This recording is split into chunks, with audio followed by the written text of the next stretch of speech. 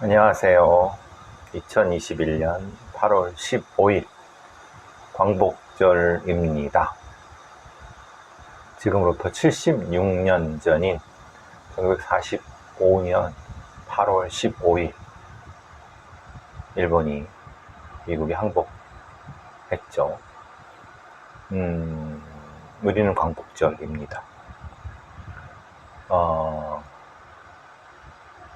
광복절이 어떤 의미를 가질까 여러 생각도 많이 하게 되고, 오늘 오전에 광복절 기념식도 대통령 참석한 보면서 여러 생각도 많이 들었습니다. 그러다가 중앙일보에 난 기사 하나를 보면서 얘기를 좀 끌어갈까 합니다. 이철재의 밀리터리 담화라고 하는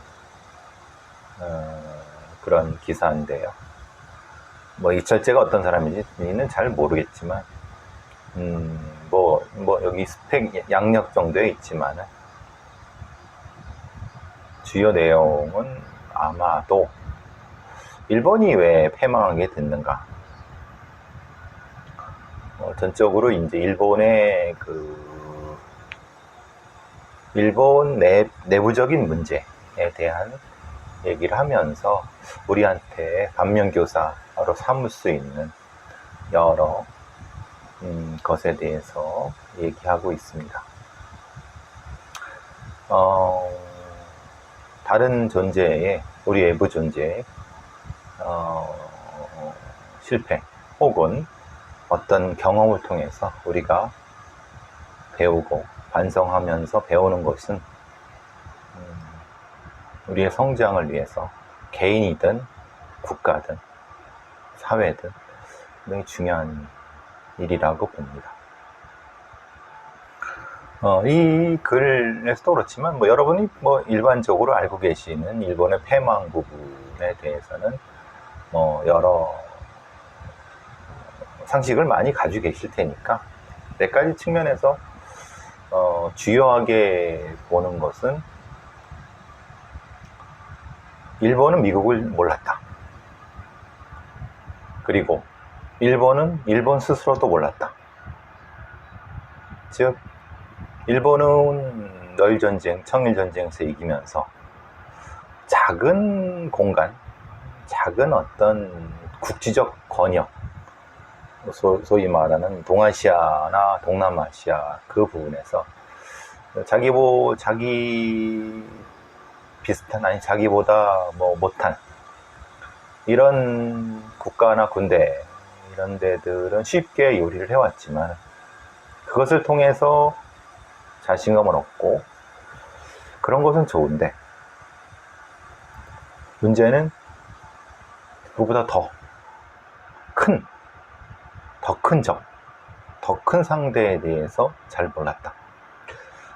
이게 한계점일 수도 있고요. 아니면은 뭔가 어떤 깊이 생각해 볼 점도 분명히 존재하는 거죠. 사실 일본이 메이지 유신을 통해서 스스로 힘을 키우고, 그러면서 청일전쟁과 러일전쟁을 통해서, 그리고 조선에 대한 침략을 통해서 주변에 있는 작은 혹은 크다 하더라도 힘이 허약한 이런 나라들을 정복해 나가면서, 제압해 나가면서 스스로 힘이 강해졌지만 그게 다인가? 아니, 그렇지 볼 수는 없겠죠. 아무래도 그때까지의 세상의 중심은 아무래도 동양도 있지만 서양, 산업혁명을 통해서 막강한 힘을 축적한 서양, 그게 상대가 됐겠느냐 이런 얘기도 있지만, 또 반대 얘기는 꼭 그렇게 비교만 가지고 볼 수는 없다. 단순한 비교만 가지고는 어쨌든 진지한 공습을 통해서 미국과 싸움을 시작했고, 그때까지 필리핀, 인도네시아, 말레이시아, 미얀마, 중국 등 광대한 영국과 같은 해가 지지 않는 제국을 꿈꿨지만은 미국과의 싸움에서 졌다. 근데 이제 왜 미국과의 싸움에서 졌을까? 단순하게 미국같이 큰 나라를 함부로 상대하는 건 너무 위험한 건 아니었냐. 근데 그건 기본적인 상수라 하더라도, 그러면은 뭐 시기적으로 약간 좀 늦출 수도 있었고, 아니면 다른 방법을 취할 수도 있었고, 굳이 실제로 미국이 일본을 굳이 전면적으로 상대할 이유는 없었고, 그러니까 적절한 어떤 타협 같은 것도 가능하지 않았을까. 근데 이제 그런 얘기를 하는 거죠. 여러 가지 미국의 생산량이 너무 컸다. 뭐 이건 우리가 다 아는 사실이고, 뭐 그렇다면은 일본의 생산력은 뭐 그거만 못했느냐. 근데 그것을 꼭 생산력의 측면에서 볼 수 있느냐. 사실 그렇게 뭐 단순하게 본다면 세상에서 작은 나라가 큰 나라를 이기는 부분은 설명이 안 되는 거죠, 그거는. 그러니까 그걸 꼭 그렇게 볼 수는 없다. 그래서 이제 나온 얘기가 이겁니다. 이 기사에 이 철제란 사람도 그렇고, 이 철제란 사람이 인용한 일본 군 전문가라고 하는, 뭐 이 사람이 어떤 전문가인지 모르겠습니다만, 아무래도 이 전체적으로 얘기하는 걸 봤을 때 아마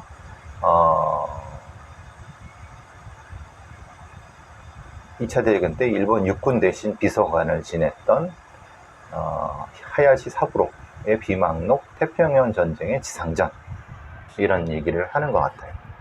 그러니까 이제 이게 무슨 얘기냐면은, 일본이 패망을 하면서 상당히 많은 사람들이 왜 패망했는가에 대한 반성을 했다.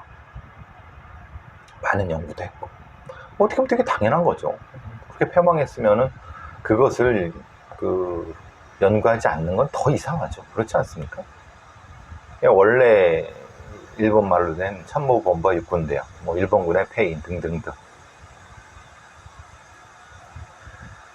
근데 그 사람들이 뭐라고 했던, 그 사람이 진짜 일본의 전문가이든 어쨌든 저는 그런 건 관심 없고, 내용 자체에 대해 접근하려고 합니다.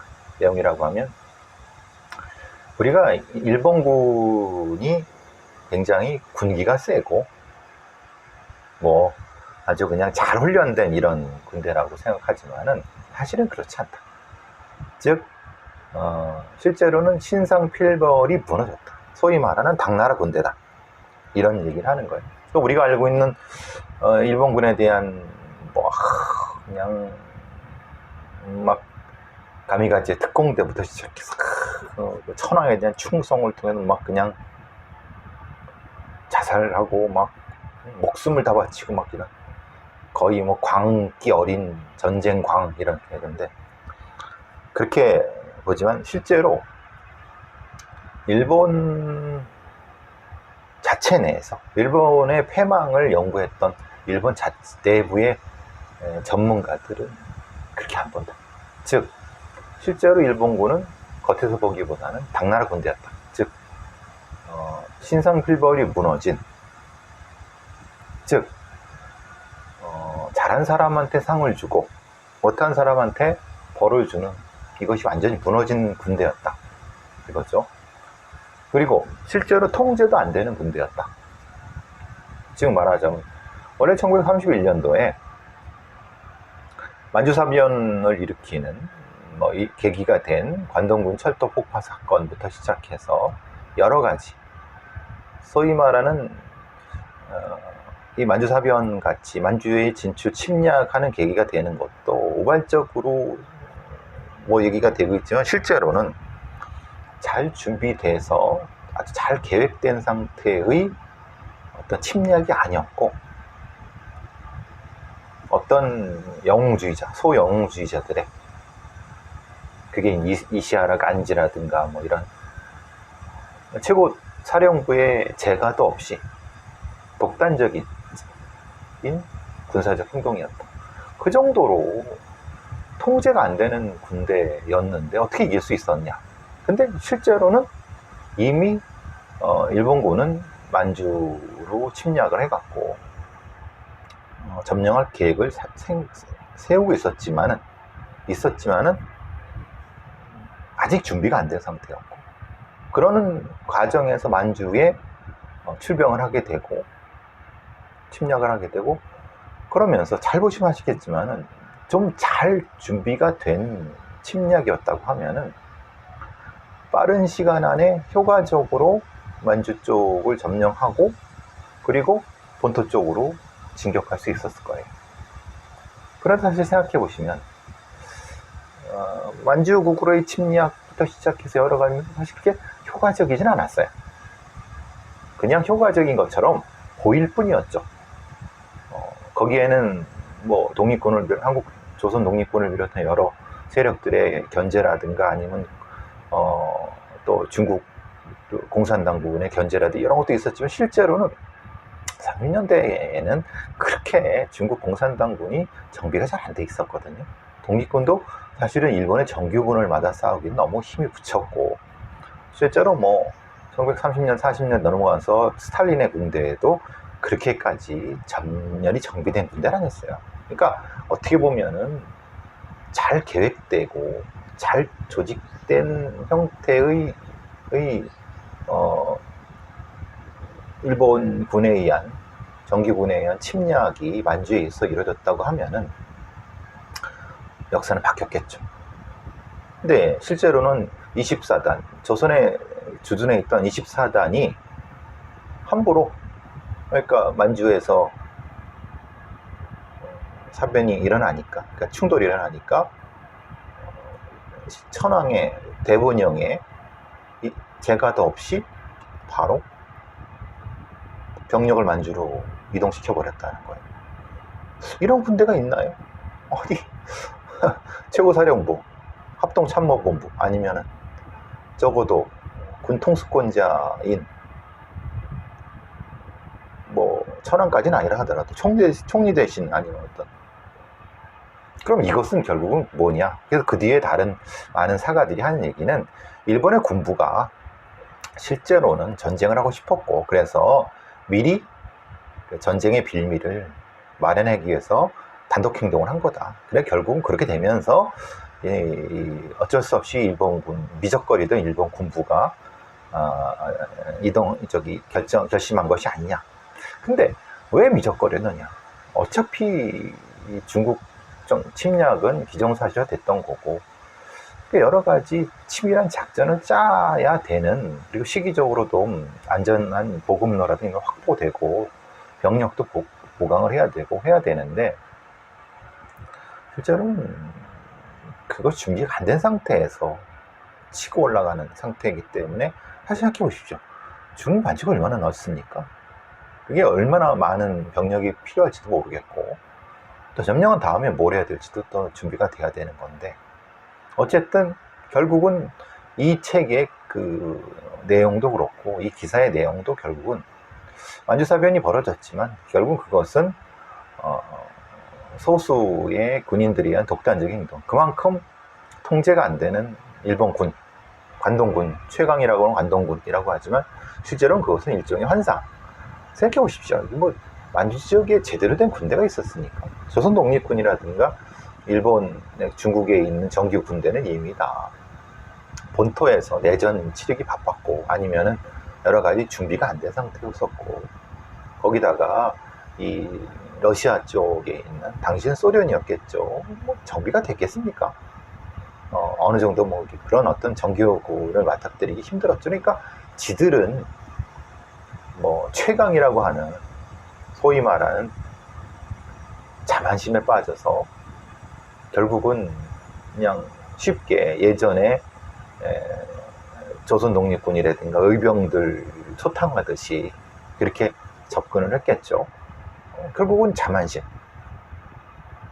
그 자만심을 엄정한 군기로 확립해야 될 군부는 그걸 방조하고, 결국은 그것이 계속 반복됐다. 즉 말하자면 진주만 공습을 통해서 승기를 잡았지만 그 뒤에 미드웨이에서 진주만 공습이 얼마나 잘 됐는지 잘못됐는가에 대한 평가도 필요합니다. 실제로는 진주만 공습이 잘 된 것인가에 대한 논란은 있습니다. 왜냐하면 애초에 전쟁 목표는 항공모함이었어요. 항공모함을 기습적으로 깨부수고, 그래서 항공전력을 무력화시킨 후에, 해군 항공전력을 무력화시킨 후에 미국 서부 해안으로 이동하려고 했던, 빠르게 이동하려고 했던 거죠. 그런데 결국은 어떻게 됐습니까? 제대로 된 정보라든가 이런 것이 부재한 상태에서 당시에 항공모함들은 다 빠져나갔죠. 전투함 몇 개, 그렇지만 결국 뭐 수천 명의 수병을 수장시켰지만은 결과적으로는 진주만 공습은 실패인 거죠. 그러니까 기습의 가장 핵심적인 적의 주요 전력을 무너뜨리지 못한 상태에서 그럼 거기에 대한 어떤 철저한 책임 또한 이런 것들, 근데 그 부분이 진행되지 않고 결국 미드웨이 해전에서, 그러니까 나그모 제독이 미드웨이에서 그러니까 진짜 처절하게 깨졌습니다. 우리가 이제 미국 영화 미드웨이 해전 이런 거 보면은 아마 일본 항공모함 3대가 작살나고 한 대 이렇게 거의 뭐 복구 불가 수준으로 갔죠. 그러면서 결국은 전쟁의 양상이 확 바뀌었죠. 근데 문제는 그 다음에 있다는 거예요. 그때 그 패전을 했던 나그모라고 하는 제독을 분명히 패전했으면 책임을 물어서, 야, 너 알았지? 팔복해. 우리가 그런 거 많이 보지 않습니까? 근데 실제로는 그렇지 않았다는 거예요. 그게 되게 웃기죠. 그러니까 우리가 생각하는 일본군이라고 하는 어떤 그런 이미지는 천황에 대한 충성, 그리고 패배에 대한 책임으로 활복으로 책임을 다하는 뭐 이런. 근데 그건 그냥 환상일 뿐이고 실제로는 그렇게 처절한 패배를 당했던 그 주요 책임자는 어떤 책임도 지지 않고 오히려 다른 사령관을 옮겼다는 거예요. 계급도 유지로 되고. 그러니까 그게 번번이 그게 반복되니까 일본군 자체에, 그러니까 소위 가진 놈들, 그러니까 고급 장교들은 실패를 해도 책임을 안 지고 책임은 다 밑에 있는 하급 장교나 사병들한테 저 죽어라, 갖다 가미가지에 죽어라라고 하고. 그럼 누가 믿느냐? 밑에 있는 애들은 위에를 믿느냐? 그리고 이제 어떤 책임도 지려고 그러지 않고, 그러니까 결국은 패전의 책임을, 전투 패배의 책임을 면하기 위해서 자기 부하들한테 할복하라고 그러고 자살하라고, 자기들은 뭐냐 도망 나오고, 이런 신상필벌이 안 됐다. 무능한 지휘관밖에 남지 않았다. 그건 버마전선이라든가 동남아전선에서 수시로 나타났던 문제입니다. 일본군이. 그러니까 우리가 생각하는 일본군의 무능함은, 그러니까 우리가 생각하는 이른바 이제 미친 광기 어린 군대가 유능한 군대는 아닌 거예요. 그건 진짜 미친 놈들이 있는 거죠. 그러니까 힘없는 민간인들이라든가 힘없는 어떤 비무장 상태의 민간인 상태에서 미친 짓을 하는 전쟁 범죄를 저지르는 것이 용감한 건 아니죠.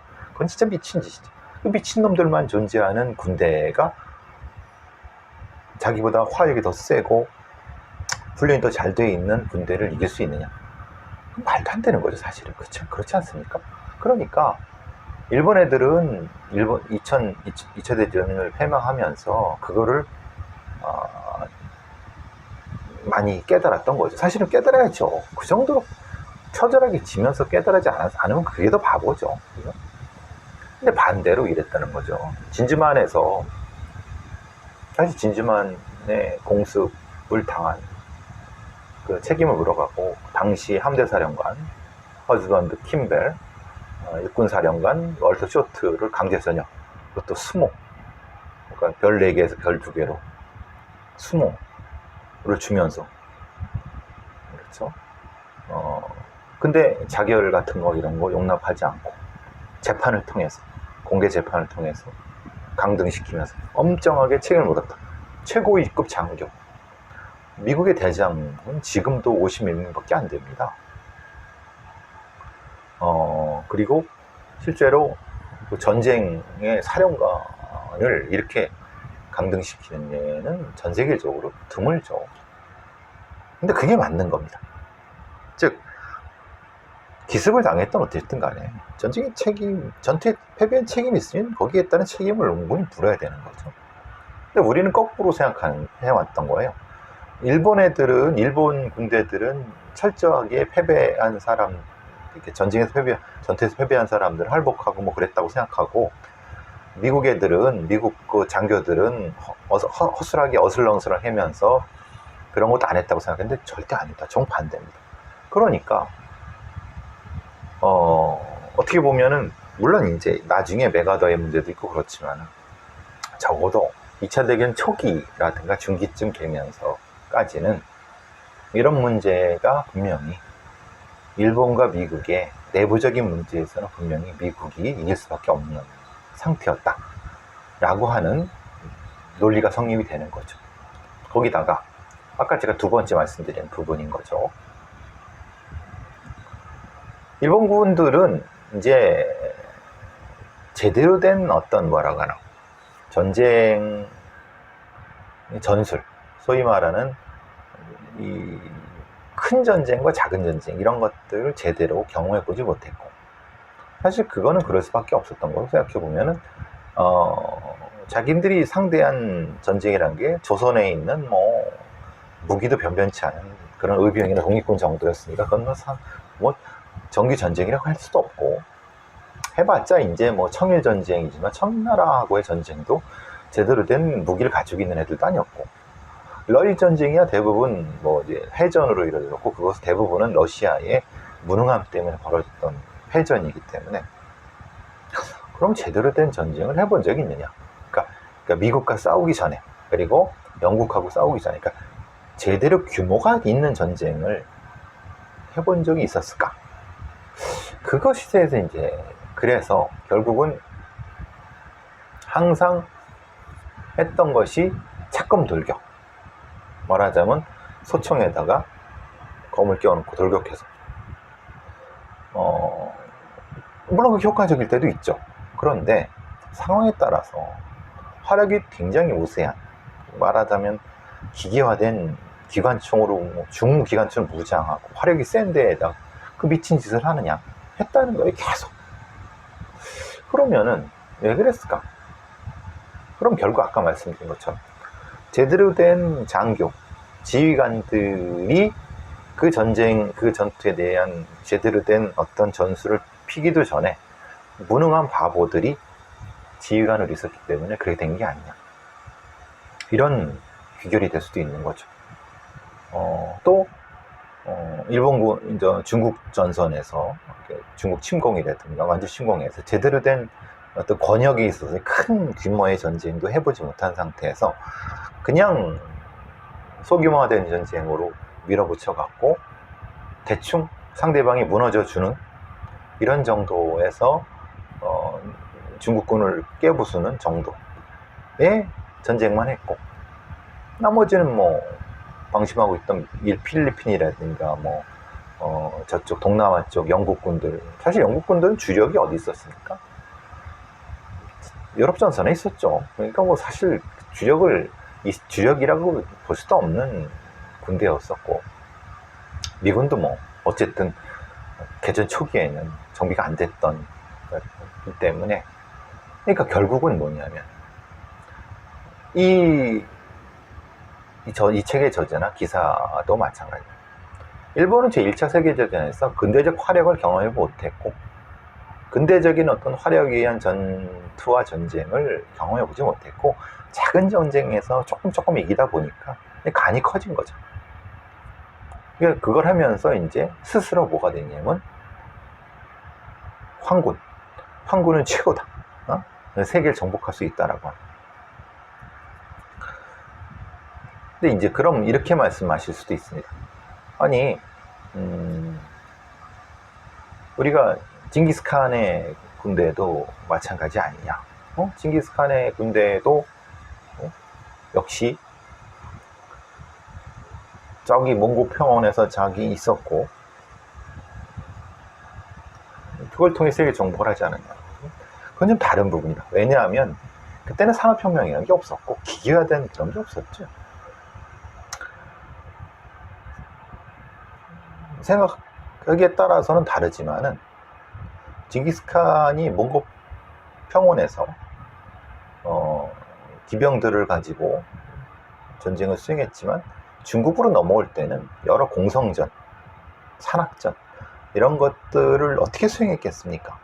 결국은 그들의 말하자면은 중국에 있어서 금나라라든가 이런 데에서의 다양한 전쟁 기술들을 충분히 흡수를 한 겁니다. 그러면서 전쟁의 규모를, 큰 전쟁의 규모를 작은 전쟁도 큰 전쟁이고 다 경험하면서 적의 어떤 무기와 전술을 빠르게 흡수하면서, 물론 기본적으로 몽고의 기본 우세한 기병 전술을 유지한 상태에서, 그러면서 세계 정복이 가능했던 거죠.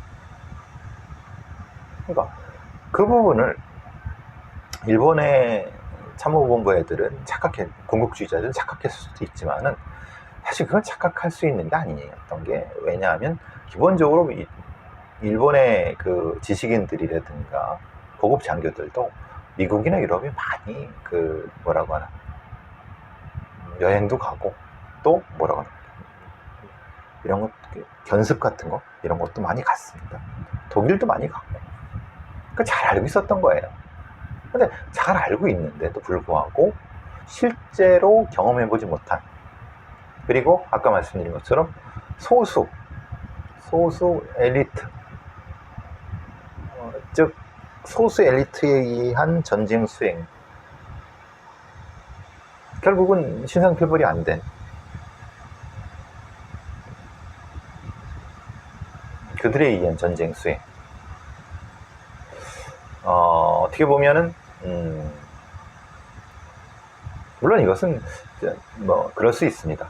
결과론적일 수도 있지만은, 그렇지만은 상당히 중요한 중요한 과제들을 많이 얘기해 주는 거죠. 결국 2차 대전 중간기 이후부터는 실제로 일본은 제대로 된 전투를 해본 적이 없습니다. 연전연패하고 밀려나기 일쑤였고, 결국은 내부 정비보다는 이런 성과에 눈이 멀어갔고, 옥쇄, 가미가제라고 하는 무모한 전술로 병력과 자원을 소비하다가 무너졌죠. 초기에 아마도 일정 정도 시간 뒤에 정비할 수 있는 시간이 있었다고 하면은 중반기 이후에도 이렇게까지 쉽게 무너지지는 않았을 겁니다. 그리고 또 하나는 이제 여기서 나오는 것들은 뭐 전략, 뭐 정보죠. 적을 너무 몰랐고, 아까 말씀드렸죠. 근데 전 몰랐다기보다는 사실은 과신했던 것 같아요. 말하자면 실제로 미국의 석유 같은 경우가 훨씬 더 많았죠. 그러니까 이제 예를 들면 이런 겁니다. 일본이 쓰는 항공기의 어떤 휘발유, 고옥탄 휘발유는 미국에서 수입을 했어요. 아니 그러면 실제로 그러니까 예비 적국한테 항공유를 절대량을 수입해 오던 나라가 그 어떤 내부적인 대비도 없이 그 예비 적국을 공격했다. 이건 좀 이해가 안 되잖아요. 그럼 좀 더 준비를 더 했다가 즉 이 항공기용 고옥탄 휘발유라든가 좀 자체 수급됐을 정도 후에 어떤 전략이라든가 정보가 부재했다는 거죠. 실제로 이제 일본의 제로센 주력 전투기죠. 프로펠러라든가 뭐 항구 엔진 이런 것들은 다 미국 거를 베낀 제품이라는 거예요. 그러니까 이제 얘들은 도대체 뭘 가지고 무슨 배짱으로 전쟁을 한 거지? 라고 할 정도죠. 그러니까 자기들이 생각한 작은 성과에 너무 자만해갖고 쉽게 그걸 극복할 수 있다 생각했지만 사실적으로 그건 어려웠던 것도. 물론 후대 전쟁사가들은 그런 얘기도 합니다. 뭐냐면은 빠르게 동남아를 점령한 후에 그 뒤에 몇 가지를 가지고 미국과 협상을 통해서 일정 정도 타협을 통해서, 그러니까 전면전으로 미국과 전면전은 이 일본군 참모부 수뇌부 애들도 사실은 그러려고 그런 건 아니다. 사실 그게 맞을 겁니다. 그러니까 빠른 기습 후에 무력화시키는 서부에 한 미국 서부, 즉 태평양 쪽에 공군력, 해군력을 무력화시킨 후에 그 다음에 동남아를 장악하고 미국과 타협을 통해서 일종의 주고받는 걸로. 그래서 그 뒤에 이제 또 다른 도모를 하려고 했어요. 그런 가능성. 근데 그거는 결국은 미국의 그 판단은 사실 옳을 수도 있습니다. 왜냐하면 어차피 히틀러와 싸우는데 더 상당히 힘을 쏟아야 될 미국의 입장에서는 태평양 쪽의 전력을 분산할 수 있을까? 이런 생각도 했겠죠. 근데 거기에 문제가 있다는 거예요. 충분히 가능했다는 거, 그 정도의 생산력이라는 거예요. 그러니까 유럽 전선과 태평양 전선의 두 전선을 유지할 수 있을 정도의, 그러니까 결국은 정보의 부재, 전략의 부재였던 거죠. 그 다음에 그리고 이른바 민주주의 혹은 어떤 시스템에 대한 무지, 즉 자기 자신 시스템에 대한 과신, 즉 천황죄라든가 하는 이런 엘리트주의 같은 거라든가 전체주의에 대한 과신, 그리고 민주주의, 허술할 것 같은 민주주의라든가 어떤 다른 타 국가 시스템에 대한 무지, 부재, 이런 것들. 결국 그것이 과신을 남았고, 물론 그건 다른 쪽의 어떤 얘기라고 해도 결국은 근거 없는 자신감은 높았는데 전쟁 상대 미국에 대한 정보는 부족했다. 그들의 생산력, 그들이 지금은 분열해 있지만 어느 위기의 순간인가 같이 뭉쳐갖고 특별한 지도자에 의해서 전쟁을 수행할 수 있는 능력, 그리고 여러 가지 이런 부분들에 대한 정보의 부재, 전략의 부재. 그것은 결국은 그걸 못 보게 한 건 뭐였을까? 그걸 못 보게 한 건 결국은 자기 자신에 대한 자만. 우리가 말하는 국뽕, 일본 최고주의, 이런 부분이라는 거죠. 근데 사실 이것은 우리나라에도 상당히 깊은 어떤 고민을 해주게 되는 겁니다. 물론 이제 왜 엄격하게 스스로를 평가하고 상대방을 평가하는데 인색했을까? 그러니까 스스로에 대해서 너무 관용적이었고 상대방에는 너무 야박했다. 사실 반대해야 되죠. 그래서 이 부분은 사실은 어느 정도 고민을 해야 됩니다. 그러니까 이 글의 핵심이 그거였어요. 일본의 패망에 대한 얘기를 하고 싶어, 주요한 건 그걸 하고 싶었던 것이 아니라 일본이 왜 패망했는가, 즉 그 다음 얘기죠. 일본이 2차 세계대전 이후에 철저히 자기 반성을 했다. 그래서 일본에서는 여러 가지 2차 세계대전에 대한 전쟁사 반성하는, 물론 102권이나 냈고 많은 군인과 관료들이 회고록도 쓰면서 여러 가지 세계대전사도 수두룩하게 썼다 등 일본은 왜 졌는가에 대한 답을 했다. 그런데 갑자기 뜬금없을 수 있어요. 뜬금없는 건 뭐냐면 대한민국은 6.25에 대한 반성을 했는가? 6.25 때 처참하게 깨졌지 않습니까? 북한한테. 대한민국 국방부의 군사편찬연구소가 6.25 전쟁사라는 것을 내놨는데 기껏해 한 10건 정도고, 그것도 그냥 단순히 그냥 무슨 전쟁을 어떻게 했다 이 정도라는 거예요. 여러 가지 고민이 많습니다. 이거는 왜냐, 자, 분명한 거는 일본이 국뽕에 빠져서 스스로의 자아에 도취해갖고 자기 주변에 있는 자기보다 못한 작은 데를 정복하고 하면서 스스로 간땡이가 커져갖고 자기보다 훨씬 더 큰, 훨씬 힘센 상대에 대한 철저한 평가 없이 전쟁을 이겼다가 패망을 했다. 그런 후에 일본은 패망에 대한 여러 가지 반성을 통해서 전쟁에 대한 평가를 했다. 갑자기 또 이제 우리나라, 대한민국은 어땠는가? 6.25 전쟁에 대한 평가를 얼마나 했는가? 겨우 국방부 군사편찬. 왜 그랬을까? 도대체 왜 그랬을까? 저는 다시 이 기자나 이 사람한테 묻고 싶어요. 왜 대한민국 국방부가 군사편찬연구소에서 6.25 전쟁사라는 거 10건밖에 안 썼을까? 그것도 역사가 지도는 역사. 왜 역사냐면 그냥 소위 말하는 그냥 몇 월 며칠 뭐가 일어났고 내려갔고 뭐 저기에서 다시 인천 상륙까지 올라갔고요.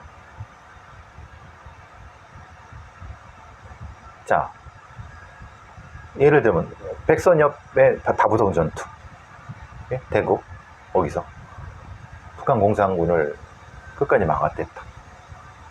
오케이. 인천 상륙 작전. 오케이. 아니면 다른 53년부터 벌어졌던 치열한 고지전, 이거를 객관적인 시선으로 평가할 수 있었느냐, 그게 가능했느냐. 그걸 한다고 했을 때 어떻게 됐냐, 빨갱이를 올리거나 아니면 그죠? 백선엽 혹은 지금의 전쟁 영웅이라고 불리는 사람들, 6.25 전쟁, 그 사람들에 대한 정확한 객관적인 평가를 한 적이 있느냐. 그냥 영웅담 높이기 바빴지. 실제로 근데 백선엽이나 뭐 여러 전쟁 6.25 때 영웅들이 많습니다. 영웅들도 많지만은 가짜 영웅들도 많아요. 즉 사건 조작하고 기록 왜곡해서 당시에 민간인들 학살하고 대신 이걸 북한군이라고 해서 정가 올리고 승진하고 올라가고, 실제로는 거기에 폭격을 할 필요가 없었고 사실은 이 민간인인데 민간대 정가를 부풀려 갖고 그런 부분들 없었는데, 그러니까 다시 한번 반성하는 거. 일본은 패망을 했고 그 패망이라는 게 처절했기 때문에 진짜, 그리고 처절했기 때문에 객관적일 수밖에 없고, 네, 속일 게 있을 수가 없잖아요. 다 패망이고 전쟁 책임자들이 또 전범재판소에 갔고, 결국은 그 전쟁사를 왜곡할 이유도 없고, 그죠? 근데 혹시 모르죠. 왜냐하면 사실 뭐 731 부대라든가 아니면 여러 가지 반인륜적인 범죄는 분명히 일본 군부 애들이 다 소각하고 왜곡했으니까. 근데 적어도 그 부분보다는, 그 부분도 분명히 존재하지만 다시 어떤 뭔가를 반성하기 위해서 한 부분에 있어서는 비교적 객관적으로, 그리고 어떻게 보면 그것은 군정기간 동안 그 뒤에 미국의 시각으로 또 평가가 됐고 또 비교해야 됐겠죠. 그러니까 가능했던 부분. 거기에 비해서 대한민국 국방부의 군사편찬이라든가 이런 그 뒤에는 어땠는가, 한번 제가 묻고 싶어요. 이 기사를 쓴 기자나 이 이철재라는 사람이나 아니면 이 일본군 전문가라는 사람한테 도대체 대한민국 군대가 1950년 6월 25일부터 7월 27일까지 했던 거에 대한 객관적인 평가를 한 적이 있는. 근데 그런 객관적인 평가가 이루어질 수 없는 환경임에도 이었을 수도 있고. 그런데 본인이 6.25 전쟁에서 너무 피상적이라고 하는 건 너무 이상한 거 아니냐. 제가 이제 대한민국 경찰사 이런 얘기도 하고 범죄사 이런 얘기도 계속 문제 제기하는 것도 봅니다. 대한민국 경찰사 이렇게 뭐 6건 7건 반대 봤어요. 막 나와 있습니다. 경찰청에서. 근데 너무 좀 그래요. 여기는 표현이 국방부 군사편찬연구소의 6.25 전쟁사는 10건인데 내용이 피상적 이렇게 한마디였는데, 같은 걸 대한민국 경찰사에 한번 얘기하면 1948년, 45년부터 지금까지 했던 대한민국 경찰사는 피상적? 글쎄, 뭐 역사라고 볼 것도 없는 그냥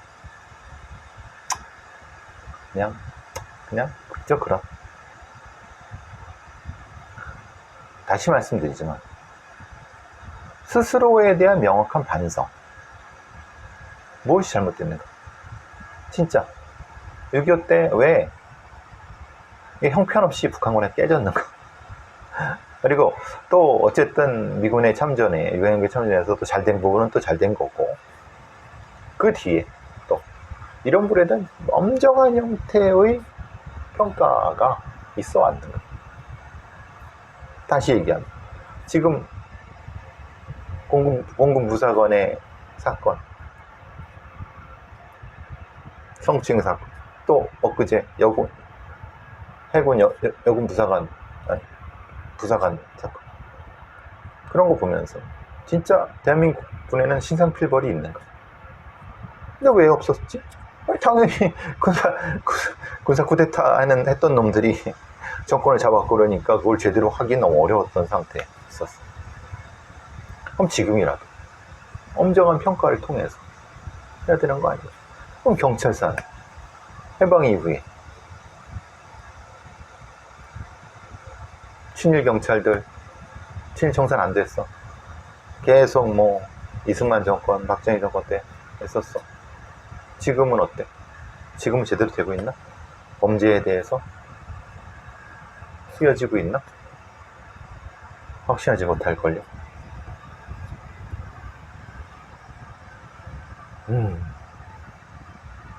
스스로에 대해서 엄정하게 객관화시키지 못하면 발전이란 것은 진짜 사상 누각일 뿐입니다. 그것은 결국은 소위 말하는 국뽕, 자아도취, 자기만족. 그건 자기만족으로 끝나는 것이 아니라 상대에 대한 과소평가, 혹은 과대평가, 혹은 엉뚱한 빌런 만들기. 존재하지 않는 빌런을 통해서 존재하지 않는 악마를 만들어 갖고 항상 그걸 통해서 무엇인가 이득을 얻으려고 하는 행동들. 제가 경찰과 범죄를 얘기하면서 도대체 연쇄살인범이나 범죄자가 어떤 존재이며 무슨 범죄이며 이것을 제대로 해야지 어떻게 대응할 것인가. 그냥 그 존재들이 무섭고 아주 그냥 찬호 객관적 평가받아본 적은 있느냐. 그래서 범죄사가 필요하고 경찰사가 필요하고 이런 거예요. 여태까지 그러면 대한민국 군대가 베트남들도 참전했고 그 뒤에 또 이제 무기도 많이 들여왔고 여러 가지 제도도 바꿨고, 근데 평가를 받아본 적이 있는데 지들끼리 그냥 미제 무기 좋다니까 좋다고 했는데 실제로 현장에서는 뭐야 이게? 한국 무기 좋다, K 무기 좋아, 좋은 건 좋지. 그럼 엉망인 건, 그동안 들어간 돈이 허투루 쓰인 것, 이런 평가는 받아본 적이 있느냐? 그런 것도 없는 상태에서 좋다. 뭐가 좋아? 얼마나 좋아? 그러니까 제가 무조건 비판적으로 나쁘다는 얘기는 아닙니다. 좋은 것도 있죠. 나쁜 것도 있고. 그걸 평가를 해야죠. 스스로가 아니라. 그래야지 다시 국난이 발생하지 않고 6.25 같은 국난이 발생하지도 않고 또 이 제국주의의 침탈로부터 우리 스스로 지킬 수 있죠. 막연하게 자아도취, 국뽕에 빠져 있고 상대방을 과소평가하고 너무나도 과대평가하고 이러면은 역사의 비극은 또 반복될 수밖에 없습니다. 그리고 경찰 관련된 범죄 관련된도 마찬가지입니다. 엄정하게 명확하게 과학적으로 평가하고 기준을 하면서 거기에만 하지 않으면 늘 언제나 불안한 사회, 또 실제로는 무능력한 범죄 수사관들, 시스템 이런 거에 기다릴 수밖에 없다. 그렇게 될 수밖에 없다. 이런 생각을 하게 됩니다. 저는 앞에서 이철재의 밀담에서 이게 일본군의 패망, 2차 세계는 8.15 얘기를 하면서 결국은 명확한 건 이겁니다.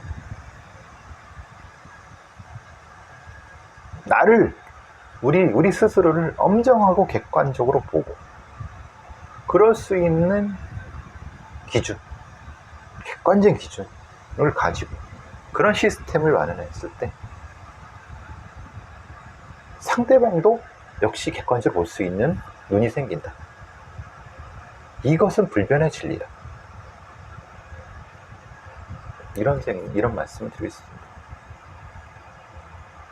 광복절 오후에 미드웨이 해전의 영상을 보면서 이런 말씀 한번 드려봤습니다. 자, 이 얘기는 여기서 마치도록 하죠.